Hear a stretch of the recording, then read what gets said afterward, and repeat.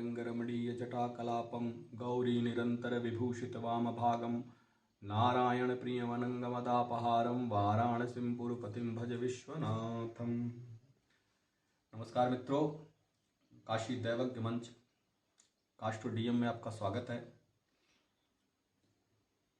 आज की श्रृंखला में ज्योतिष पे चर्चा हम कर चुके हैं। आज एक विद्यार्थी ने हमसे एक पत्र भेज करके एक लड़की का हस्त प्रिंट भेज करके और हमसे कुछ प्रश्न पूछे हैं कि क्योंकि जहाँ तक कई मेरे हस्तरेखा पे मेरे वीडियो नौकरी इत्यादि के लिए प्रकाशित हो चुके हैं, तो उससे प्रभावित होकर उस बच्चे ने हमको भेजा और कुछ विशेष प्रश्न पूछा है। तो उसने प्रश्न पूछा, इस लड़की की शादी हो चुकी है और इसका पति छोड़कर भाग गया है। उम्र 18-19 वर्ष की है और अब इस लड़की की शादी दूसरी करना चाहते हैं। उसके घर वाले कैसा रहेगा समय और ऐसा क्यों हुआ ये बताएं। बहुत बढ़िया है। और आप देख पा रहे हैं इस लेटर हमारे प्रश्न में, और लड़के के पाम प्रिंट भी भेजा गया है मुझसे, और ये पाम प्रिंट लगा भी है। लड़की के दाएं हाथ का और लड़की के बाएं हाथ का, दोनों हाथ का प्रिंट हमारे पास है और हम दोनों पर विचार करते हैं। देखिए, जैसा कि ज्योतिष हस्तशास्त्र, ज्योतिष जो सामुद्रिक शास्त्र है, उसका एक हस्त भी एक अंग है और वह ज्योतिष शास्त्र से समझ लिए ज्योतिष शास्त्र के साथ पूरी रूप से समन्वित है और पूरी तरह से उससे संबद्ध है। हम उसे अलग नहीं कर सकते। अच्छा, अगर ऐसी प्रश्न आती है कि वैवाहिक जीवन क्यों खराब हुआ, इसमें क्या समस्या है, तो हमें पहले किसी भी हस्तरेखा अथवा हस्त के मूल प्रवाहों पर विचार करते हुए, रेखाएं, अधिकतर मैं रेखा कहने के लिए लोगों से कहता हूं कि रेखाएं मत कहें, क्योंकि जो मेरी पुस्तक है, जो रिसर्च बुक है, जिसको मैं यूनिवर्सिटी बेस पे लिखना चाहता हूं ताकि वो एक सब्जेक्ट बन सके, और मेरी पुस्तक में मैंने इसका विरोध किया और अपने शोध पुस्तक में मैंने उस तथ्यों को रखा है कि उसे प्रवाह क्यों कहना जरूरी है। तो अगर आप देखेंगे तो ज्योतिष के लिए जो शुक्र होता है वह प्रेम संबंधों का कारक होता है और पति के लिए मंगल कारक होता है, और वैवाहिक जीवन की जो ऑथेंटिसिटी होती है, वैवाहिक जीवन को जो सामाजिक मान्यता मिलती है, वो गुरु के द्वारा मिलती है। तो हम किसी भी व्यक्ति के जीवन में वैवाहिक जीवन चीजों के लिए 3 चीज देखते हैं। पहला शुक्र, दूसरा मंगल, तीसरा गुरु। शुक्र क्या होता है कि आकर्षण का प्रेम देता है। अगर हम में कभी एक दूसरे में पति पत्नी में आकर्षण न हो तो ये समस्याएं, धन पे, समृद्धि पे कितना भी हम संबंध बना लें, वो बिगड़ेगा ही।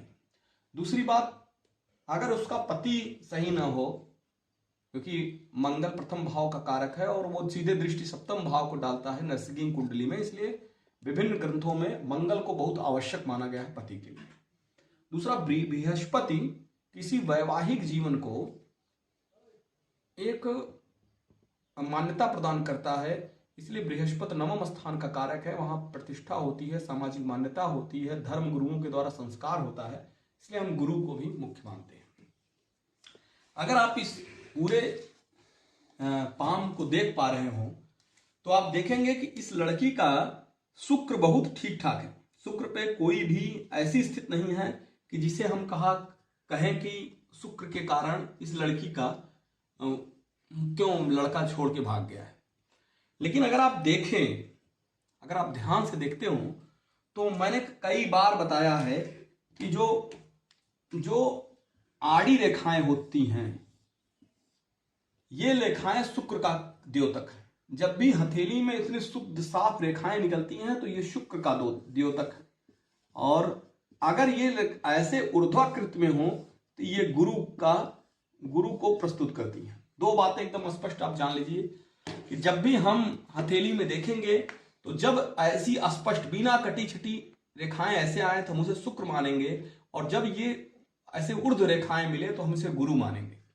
और अगर आप इस पूरे पाम को देख पा रहे हो तो जैसा कि मैं कह रहा हूं कि शुक्र तो ठीक है, लेकिन जो मेधा प्रवाह है, मेधा महानदी है, उस नदी से हम लोग, मैं बार बार कहता हूं लोगों से कि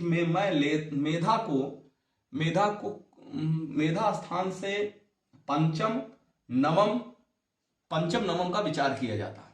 और अगर आप देखेंगे कि जो पंचम स्थान है वो व्यक्ति के हृदय का और आत्मिक विचारधारा समानताओं का विचार है। पंचम से प्रेम भी देखा जाता है, इसलिए प्रेम और आनंद और हृदय संबंध जो जुड़ते हैं वो पंचम से जुड़ते हैं। तो अगर आप पंचम के स्थान पर देखेंगे तो आड़ी रेखाएं बहुत ज्यादा हैं और आड़ी रेखाओं को तिरछी रेखाएं काट करके जालनुमा आकृति बना रही है। अगर आप यहां से ध्यान से देखेंगे तो एक जालनुमा आकृति यहां बनी हुई है। और आप जानते हैं कि जो जाल होता है, कहीं भी रेखाओं का जमघट हो जाए और आड़ी तिरछी रेखाएं एक दूसरे को काटते रहे या कहीं क्रॉस होने लगा है, तो ये जो है राहु का द्योतक है। और आप देख रहे हैं कि एक तो मेधा प्रवाह को, प्रेम प्रवाह को, और जो हम कहते हैं पंचम स्थान से प्रेम देखा जाता है, प्रेम संबंध देखा जाता है, इस पे लगातार आड़ी रेखाओं का प्रभाव है, इस पे शुक्र का प्रभाव है। और उस शुक्र को जाल, राहु के क्रॉस और जाल है, इसे खंडित करते हुए परेशान कर रहे हैं। तो जो प्रेम है, प्रेम को कहीं कहीं स्वीकार्यता नहीं मिल पा रही है, प्रेम कहीं कहीं जो है नष्ट होता चला जा रहा है। इसलिए ये समस्याएं लड़की के निश्चित रूप से आनी है कि उसके पति के द्वारा उसको प्रेम न मिले।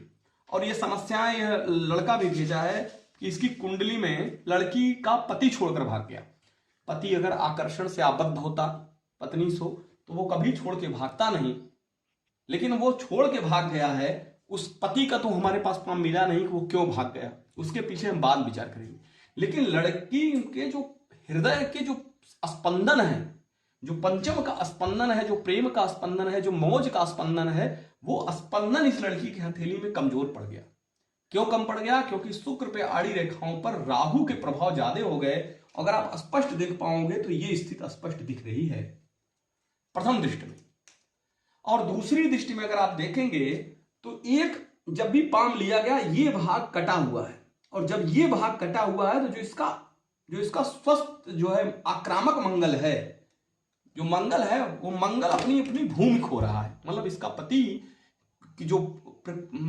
का जो कारक है वो मंगल है, और मंगल जो है सूर्य के बाद, पूरे 9 ग्रहों में सूर्य के बाद एक बहुत सेनापति माना जा, राजा का सेनापति है। राजा के पूरे दायित्वों को मंगल निर्वहन करता है। तो वैवाहिक जीवन के निर्वहन का कारक मंगल है, और मंगल यहां से कट करके आप देखेंगे मंगल तो साफ है, लेकिन ये स्थिति वर्तमान में हमें लड़की को प्रेम नहीं दिला पाया, और उसके वैवाहिक जीवन के जो मधुर संबंधों में है उसमें गिरावट दिखा रहा है।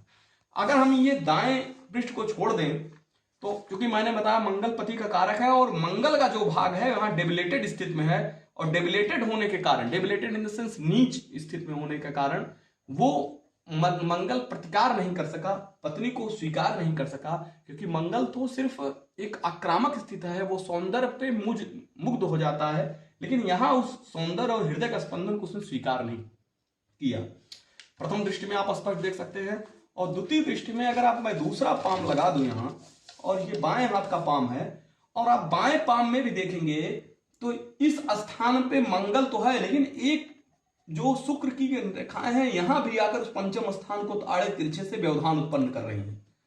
इसलिए दोनों स्थितियां उत्पन्न हो चुकी हैं। गुरु बलवान है, इसमें भी गुरु बलवान स्थिति में है, इसमें भी गुरु बलवान स्थिति में है। गुरु पर जो स्नेह प्रवाह है, स्नेह प्रवाह है, स्नेह प्रवाह निश्चित रूप से यहां जाके गुरु के क्षेत्र में पहुंचा है, तो लड़की का दूसरा विवाह अवश्य होगा, उसे एक सामाजिक मान्यता मिलेगी, इसमें भी दो राय नहीं है। लेकिन चूंकि मेधा प्रवाह और प्राण प्रवाह, प्राण प्रवाह या पित्त प्रवाह और मेधा प्रवाह के बीच में काफी दूरियां हैं, तो निश्चित रूप से जो जातिका है जिसकी कुंडली मेरे पास है उसमें एक स्वतंत्र प्रवृत्ति मनोयोग है, और वो जल्दी किसी को अपने आप में स्वीकार नहीं करती।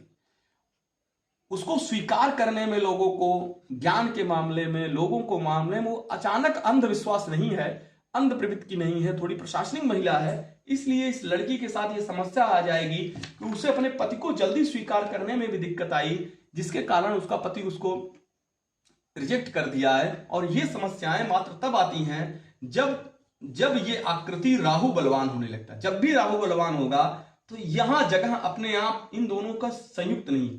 और अगर आप प्राचीन ग्रंथों को पढ़े हैं तो इसे पितृरेखा कहेंगे, इसे मातृरेखा कहेंगे। और मैंने अपने शोध में इसे मेधा प्रवाह और आयु प्राण प्रवाह माना। मेधा मीन्स होता है जब आपके मन में आपकी ऊर्जा शक्ति, स्मरण शक्तियों पर विचार किया जाता है तो मनोयोग स्वतंत्र दिखा रहा है, और आयु प्रवाह भी बलवान है, इसलिए पितृ भी बलवान है।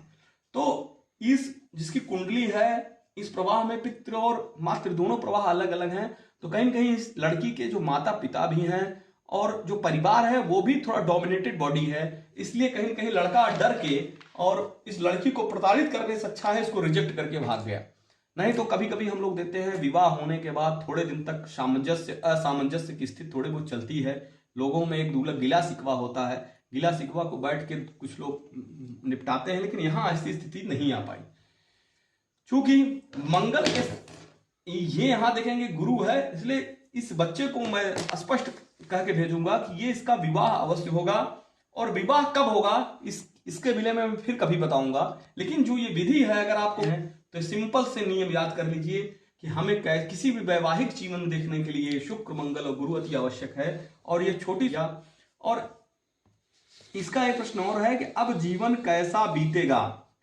तो जब भी इस लड़की का विवाह हुआ, चूंकि लड़की 22 वर्ष की है इस समय, विवाह जो है उसके मतलब डाइवोर्स, क्या मैं डाइवोर्स शब्द भी इस्तेमाल नहीं कर पा रहा हूं, क्योंकि जब पति ने पत्नी को स्वीकार ही नहीं किया तो डाइवोर्स की स्थिति कहां आ रही है। तो ये जो पूरा का पूरा पाम है, एक दार्शनिक पृष्ठभूमि की लड़की है, स्वतंत्र प्रवृत्ति की लड़की है, बौद्धिक स्तर ऊंचा है, और राहु उसे ज्यादा एम्बिशियस पर्सन बना रहा है। इसलिए लड़की अपने कम एम्बिशियस पर्सन, अपने से आयु में कम एम्बिशियस पर्सन को स्वीकार नहीं की है, क्योंकि लड़की गुरु प्रधान है। और गुरु प्रधान लोग थोड़ा सा शुक्र प्रधान लोग या राहु प्रधान लोगों को स्वीकार नहीं कर पाते, इसीलिए ये हथेली में ये समस्याएं आ गई हैं। दूसरी बात, एक चीज और आप देखेंगे, कभी कभी लोग प्रश्न पूछते हैं कि इस कुंडली में और सबसे बड़ी बात क्या है। तो एक चीज मैं बता दूं कि ये जो आप देखेंगे स्नेह प्रवाह के मध्यांतर 2 प्रवाह निकल रहे हैं, तो ये पुरुषार्थ का भी काम कर रहे हैं और एक शुक्र मुद्रिका का भी कार्य कर रहे हैं। लेकिन जो स्नेह की संपृक्त स्नेह है, जो स्नेह के समानांतर स्नेह बह रही है, उस पर विचार करने से अच्छा है कि हम ये विचार कर लें कि ये स्थान, और आप जान के आश्चर्य होंगे इस हथेली को जब भी लिया गया है तो ये हथेली देखकर आपको पता लग रहा होगा कि इसके पाम प्रिंट स्पष्ट रूप से नहीं आए हैं। तो इसके मतलब है कि जो हथेली लड़की की जो हथेली वो पिलपिला है। एक्चुअली जब सख्त हथेली होता है तो उसमें पृथ्वी तत्व की मात्रा ज्यादा होती है, और जब पिलपिली हथेली हो तो उसमें जल तत्व की मात्रा ज्यादा होती है। तो जल तत्व की मात्रा होने से लड़की सामंजस्य नहीं बिठा पाते। ऐसे लोग सामंजस्य बहुत ज्यादा भावुक हो जाते हैं, बहुत ज्यादा निर्णय लेने लगते हैं। इसलिए इस लड़की को मेरी यही सलाह है कि थोड़ा पृथ्वी तत्व की मात्रा बढ़ाए और थोड़ा धैर्य से वैवाहिक जीवन को निर्वाह करने की प्रवृत्ति रखे। अन्यथा जो अगला पति आएगा कहीं न कहीं उसमें भी वो विवाद की स्थिति आ जाएगी, क्योंकि ज्यादा सेंसिटिविटी कहीं न कहीं जो ज्यादा स्वीकार्यता मांगता है, ज्यादा स्नेह मांगता है। और मुझे लगता है कि अगर परिवार ऐसा न मिले जहां पति पत्नी को बहुत स्नेह दे, उसके विचारों को तरजीह दे, ऐसी स्थिति नहीं आती तो यहाँ दिक्कत आ जाती है। इसलिए मुझे लगता है कि आप जो ये मेरे जो मैं टिप्स दे पा रहा हूँ उस पर विचार करके वैवाहिक जीवन को आगे बढ़ाना चाहिए। धन्यवाद।